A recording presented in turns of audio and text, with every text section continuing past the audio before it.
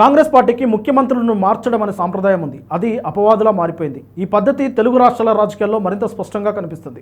ఉమ్మడి ఆంధ్రప్రదేశ్లో కాంగ్రెస్ హయాంలో చాలా మంది ముఖ్యమంత్రులు మారారు. అందుకే తెలంగాణలో కాంగ్రెస్ అధికారంలోకి వస్తే ముఖ్యమంత్రి ఎవరో అధిష్టానం డిసైడ్ చేస్తుంది. ఆయన ఎన్నాళ్ళు ఉంటారో తెలియదు, మళ్ళీ ఎవరు వస్తారో తెలియదు అంటూ బీఆర్ఎస్ పార్టీ తీవ్ర విమర్శలు చేసిన విషయం తెలిసిందే.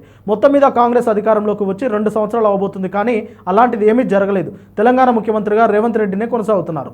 అడపాదడపా అక్కడక్కడ ఇలాంటి వార్తలు వస్తున్నాయి. కానీ రేవంత్ రెడ్డినే కొనసాగుతున్నారు. అయితే గతంలో వైఎస్ రాజశేఖర రెడ్డి మాత్రమే కాంగ్రెస్ వేటుకు బలి కాలేదు. ఆయన ముందున్న చాలా మంది అధిష్టానం ఆగ్రహానికి బలయ్యారు. వైఎస్ఆర్ కూడా చాలాసార్లు అధిష్టానం మాటలను లెక్క చేయలేదు అంటారు. కానీ ఆయన్ను జరిపితే పార్టీ కూలే పరిస్థితి. అందుకే సోనియా గాంధీ కామ్గా ఉన్నారని టాక్.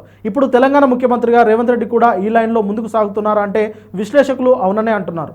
ఒక్కసారి కాంగ్రెస్ చరిత్రలోకి వెళ్తే 1970-80లో ప్రధానిగా ఇందిరాగాంధీ ఉన్న సమయంలో సీఎంల మార్పులు తరచుగా జరిగాయి. నీలం సంజీవ్ రెడ్డి మొదలుకొని వైఎస్ఆర్ వరకు ఆ తర్వాత కూడా 2 సీఎంలు వెనువెంటనే మారారు. ఇలా మొత్తం 17 సార్లు సీఎంలు మారారు. టంగుటూరు అంజయ్య, భవనం వెంకటరామరెడ్డి అయితే మరీ తక్కువ కాలం పనిచేశారు. ఆ తర్వాత 2004లో వైఎస్ఆర్ సీఎం అయిన తర్వాత ఆయన మరణించేంత వరకు ఆయనే సీఎం. ఆ తర్వాత కూడా రోషయ్య, కిరణ్ కుమార్ రెడ్డి ఇద్దరు మారారు. తర్వాత ప్రత్యేక తెలంగాణ ఏర్పాటు కావడం 9 సంవత్సరాలు బీఆర్ఎస్ అధికారంలో ఉంది. ఇప్పుడు ముఖ్యమంత్రిగా రేవంత్ రెడ్డి ఉన్నారు. ప్రస్తుత పరిస్థితుల దృష్ట్యా రేవంత్ రెడ్డి నాయకత్వంలో పాలన స్థిరంగానే కొనసాగుతుంది. సీఎం కుర్చీ మార్పు అంశం కూడా తెర మీద లేదు.